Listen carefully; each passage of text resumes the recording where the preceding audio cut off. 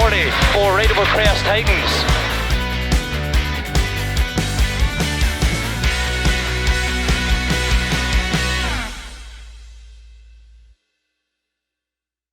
"2019 sees the return of the Britpart British Cross Country Championship. After a year out to regroup, the UK's Premier Series returns with a new organising team, new enthusiasm, and of course, a special stage returning to bring you all the action from the UK's top off-road racing series. 6 rounds lie ahead of the crews this season in England, Scotland and Wales, and it all starts with round 1 here at Walters Arena.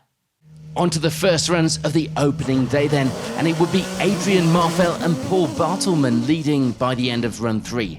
The pair out to contest the championship this season in full and looking for no less than a victory and maximum points.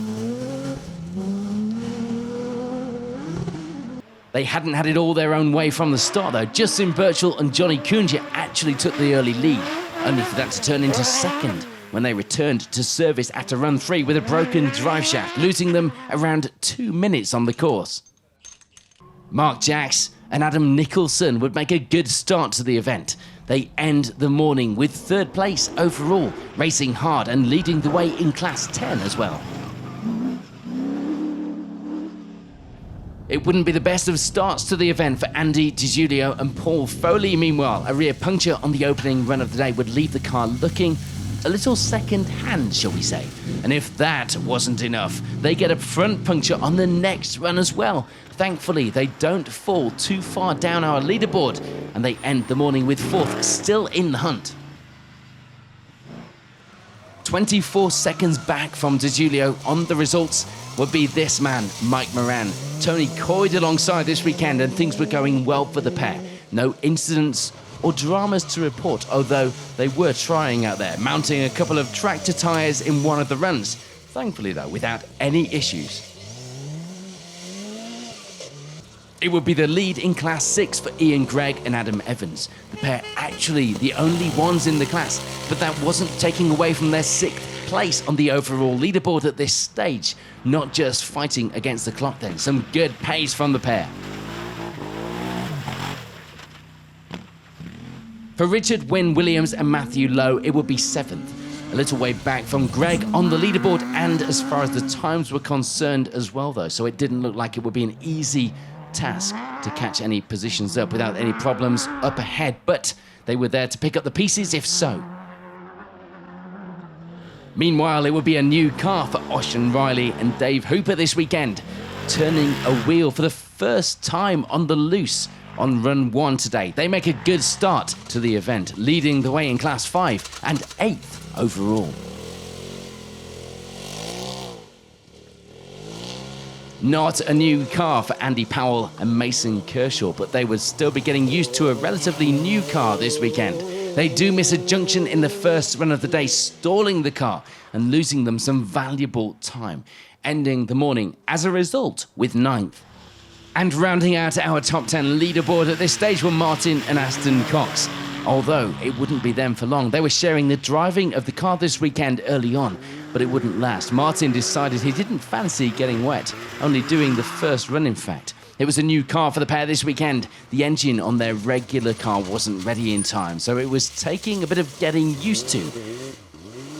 In the top of some of our classes outside the top 10 then, it will be 3rd in Class 10 for Richard Kesey and Kevin Arnott. The car looking good in its new colour scheme thanks to Richard's business, Staffordshire Signs, one of the sponsors in fact of the championship. Phil Ibbotson makes a welcome return to the driving seat this season after a couple of years in the other seat, this time with a new co-driver himself. Karina James showing him the way round this season. They start the day well as well, 12th place on the leaderboard. And things will be going well for Phil Bayliss and Lance Murphy, leading the way in Class 3 at this stage in the event, out in their old car this weekend, and one of a number of sponsors of our championship also competing this season. Phil's business, Old Forge Garage, with its name above the door. And things would also be going well for Chris and Oliver Speakman. A full rebuild over the winter months had the car in perfect order, and it was paying off with a good start to the weekend in the lead of Class 4. A little frustration here though, things weren't going quite so well for Ian and Gary Bartlett. The car clearly suffering with a misfire of sorts out on the morning runs. Sadly, something that wasn't seeming to get any better as the day went on. And Dave Marsh and Ashley Cackett would be one of a couple of entries this weekend for Bowler. The pair ending the morning with second in Class 3, 18th on our overall leaderboard. There would just be the one crew in Class 9, so that was for Richard Green and Richard Griffiths to lose this weekend. They were going well though, the times coming down stage by stage, perhaps their eyes on the overall leaderboard.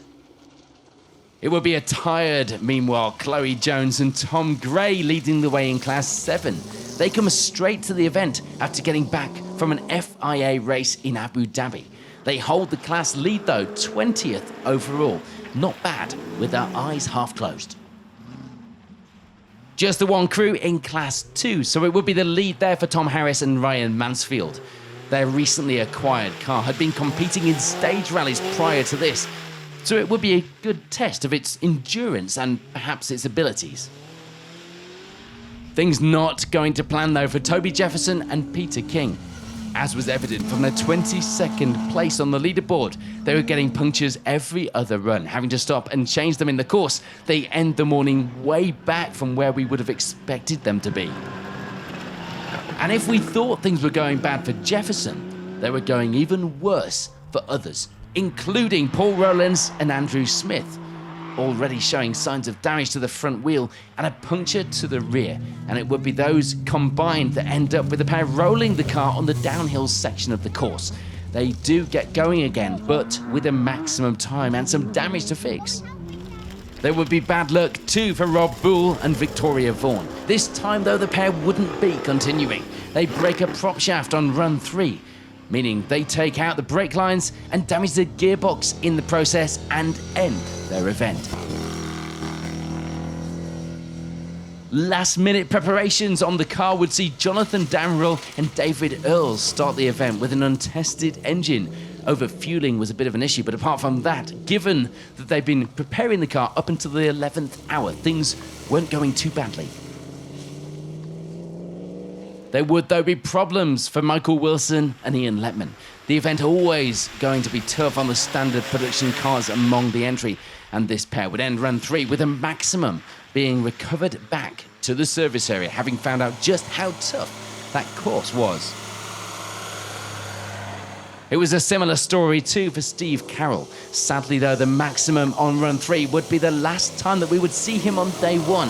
He'd return the next day though to get some valuable seat time in the car ahead of a full championship campaign. Issues from the start mean it's a tough day for Jason Rowlands and Matthew Hall. They break the dry belt on run 1 and get another maximum on run 3, only managing one clean run before calling it a day. So it has been an eventful and attrition-filled morning here at the opening round of the Britpart British Cross Country Championship. The leaderboard at this stage at the very top of the results looked like this. Let's go on to the afternoon runs through the course then, and it would be the lead still for Adrian Marfell and Paul Bartleman. The gap at the top was getting smaller though, crucially, down to just 22 seconds overnight.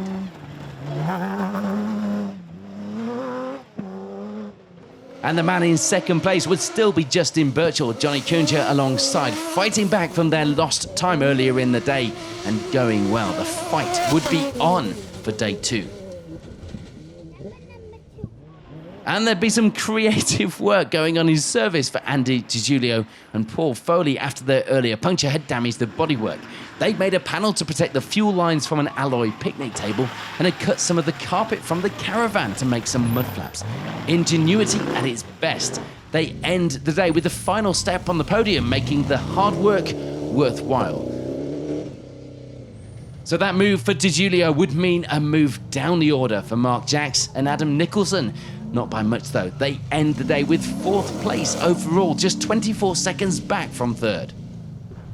The movement on the leaderboard, meanwhile, was in the right direction. For Richard Wynne Williams and Matthew Lowe, they were climbing the results, now up to 5th place overall, a couple of places gained in the afternoon.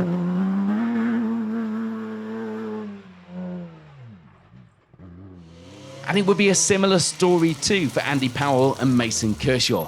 They make their way up to 6th place at the end of the day. The 2-litre Cosworth engine much smaller than most of them around, but it was performing well and of course sounded brilliant. Things were going swimmingly meanwhile for Aston Cox and Josh Thomas. They were still getting used to the car, but it seemed to be going okay. They lead the way in Class 5 now, 7th overall. Richard Kesey and Kevin Arnott move into the top 10 now, climbing up to 8th place. The pair ending the day with 3rd in Class 10 as well. It was water pump issues holding Ryan and Darren Cook back a little this morning. Things looking a little better now though, as they moved their way up the leaderboard into 9th place overall. And rounding out the top 10 now would be this man, Ian Gregg, Adam Evans alongside, a puncture not helping their progress. The car limping along with that tyre clearly trying to separate itself from the wheel and the car. And one crew who you really wouldn't want to mention punctures to would be Chris and Oliver Speakman. They get no less than 6 punctures. 2 damaged rims in the process as well through the opening day. They do make it to the end of the day's competition, but without any more spares, they'd have to retire before day 2. After their earlier roll, it would be business as usual for Paul Rowlands and Andrew Smith, putting in some good times now and lying in 2nd in the class as well as 15th overall. Paul, of course, sponsoring the championship as well this season with his company, Par Homes. With just the one crew in Class 9, it would be Richard Green and Richard Griffiths, of course, holding on to honours there. They were fighting just the conditions and the clock, but no others in the class to keep that result. 16th place on the overall leaderboard, though, for now.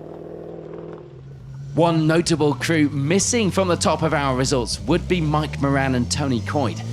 They don't make it in the final run of the day after having an argument with a tree, shall we say, and losing, and isn't that always the way? Round 1 coming to an abrupt end for the pair.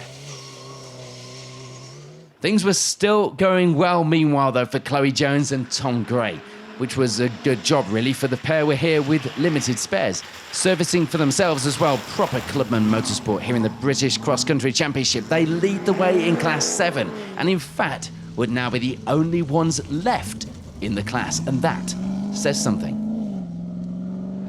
Frustratingly, there'd be problems for this man, Phil Bayliss, with Lance Murphy as well. The car cutting out on run 4, losing them around 10 minutes in the course. Just put that into context. They keep going though, and they'd be ready to try and fight their way back up the leaderboard on day 2, but what a fight they would have on their hands. There'd be a few issues for Jonathan Damrell and David Earls still, but importantly, they were still going, and in 21st on our leaderboard now. No change in the class for Dave Marsh and Ashley Cackett. 2nd in Class 3, 22nd place overall now. And after a few years of getting wet, this season will be the first time with a windscreen for Ocean Riley and Dave Hooper. But ironically, the wipers would fail, and couldn't you have expected that? That wasn't to be the worst of their problems though. The pair get themselves 2 maximums at the end of the day, lying in 23rd overall with it all to do. And the breakages on the car would continue for Michael Wilson and Ian Letman, losing a few minutes in run 5, ending the day with 24th overall.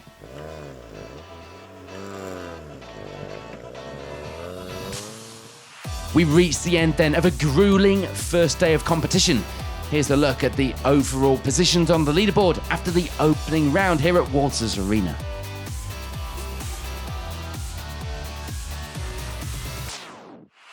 We head into day 2 then, and we'd still see Adrian Marfell and Paul Bartleman fighting to keep hold of that lead. Things going well though, the pair finishing the morning with a good 32-second advantage in that position. Part of the reason for that would be a puncture for Justin Birchall and Johnny Kunja. They were trying their hardest to climb back up the leaderboard, but things were not exactly going quite their way at this time. As you can see, second place for the pair now. Andy DiGiulio and Paul Foley, meanwhile, were managing to keep hold of their third place at this stage. But the problems weren't over yet for the pair. The gear lever snapping off on the first run of the day, needing to use a socket bar as a makeshift lever. And it will be a late night for Mark Jacks and Adam Nicholson. They find a problem with the diff while washing the car down at the end of the first day.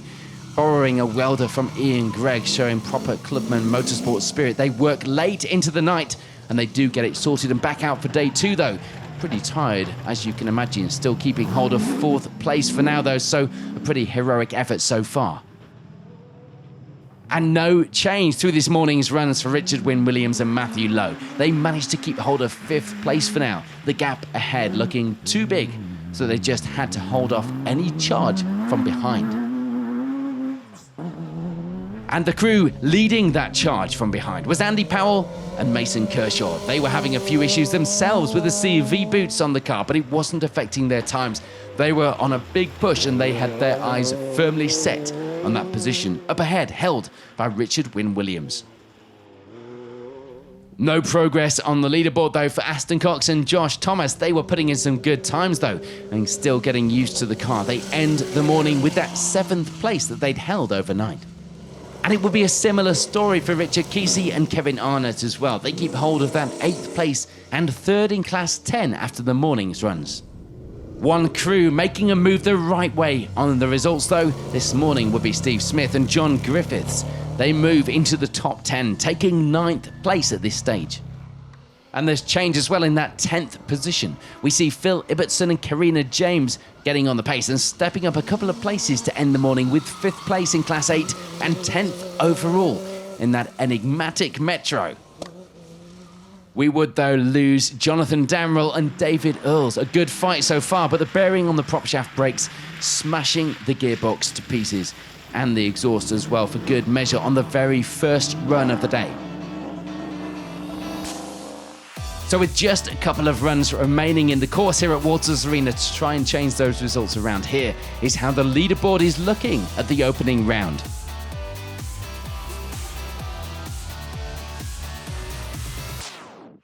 On to the final runs of the day then, and here's a look at how the finishers got on. For Michael Wilson and Ian Letman, it will be 20th overall. The pair had gone through 2 drive shafts, 2 wishbones, 2 struts and 2 tyres in the process of this result, but it had been an enjoyable weekend, allegedly, nonetheless.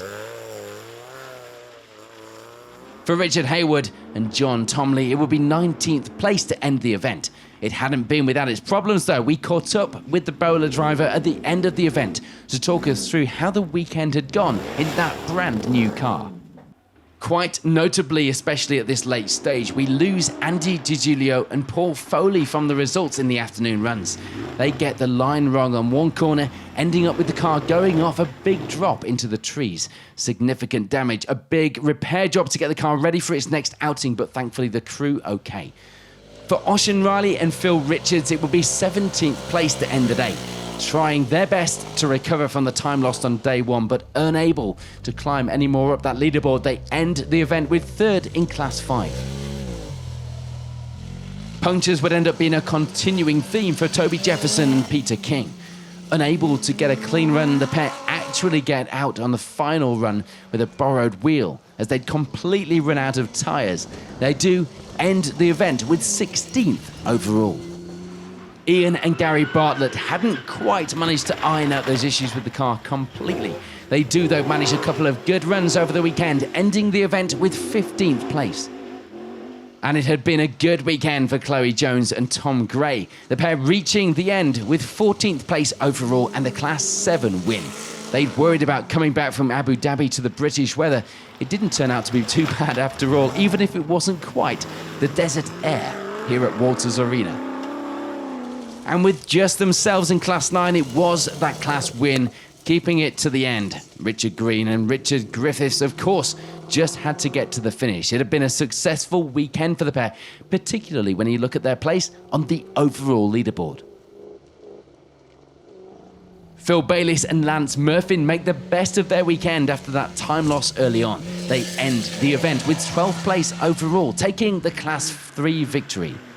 The highest place beam axle car this weekend as well, showing that sometimes old school counts. It would end up being a good comeback, though, for Paul Rowlands and Andrew Smith, not letting that day one roll affect their confidence. They put in some good times to end the event with 11th place overall and 2nd in the class. Eat your heart out, Tiger Woods. That is a comeback. And after a mixed weekend, it will be a top 10 finish for Ryan and Darren Cook. They would have preferred to be nearer the top of our leaderboard, as you might expect. But 10th place this weekend would still be a strong finish. Points on the board and confidence to take to the next round. Frustratingly, last run problems would see Steve Smith and John Griffiths lose a place and drop down to 9th. Still a good finish for the pair. They take 3rd in class and 10th overall. One man's loss is, of course, another man's gain, though, in this game, and that move also means a move the right way on the leaderboard for Phil Ibbotson and Karina James. The Metro drivers seeming to be going quicker this season with every round. Perhaps the addition of some new glasses was helping with that. We'll let you ask Phil himself if you want the full story. They end the event with 8th place overall. Clutch issues would mean that Aston Cox and Josh Thomas have to borrow a new one from Paul Rowlands to get them to the end of the event. Proper Clubman Motorsport spirit. It works, though. The pair taking the Class 5 victory, actually beating Rowlands in that class. It was a great weekend for Richard Kesey and Kevin Arnott, and it would see them taking 2nd place in Class 10 from round 1. They end the event with 6th place on our overall results as well. It was a puncture on the final run of the day, though, knocking Richard Wynne-Williams and Matthew Lowe out of that 4th place. They get to the end of the event, taking 5th overall. A bit of damage limitation late on today. But that, of course, means that Andy Powell and Mason Kershaw managed to gain another position in that final run, promoted up to 4th with that puncture for Wynne-Williams. Certainly happy with their performance and that result this weekend. Let's head on to our podium finishers then, and there will be no change to the results for Mark Jacks and Adam Nicholson. They keep hold of that podium position to take 3rd overall. The Class 10 victory going home with them as well. There'd be nothing, though, that Justin Birchall and Johnny Cunha could do to get back that lead that they'd held at the start of the event. The pair trying literally everything, but they were held back with issues, eventually taking 2nd overall points here at the first round of the championship. So that, of course, means that it's victory for Adrian Marfell and Paul Bartleman. This weekend hadn't been without issue for the pair. A couple of punctures not exactly helping them extend that lead as much as they would have liked, but they do get through in one piece. They take a fairly convincing victory here at the opening round of the championship, but there is hope for a season-long battle ahead. So confirmation then of the final results here at Walters Arena. A good, dramatic battle right through the entry, but is Adrian Marfell taking first blood this season?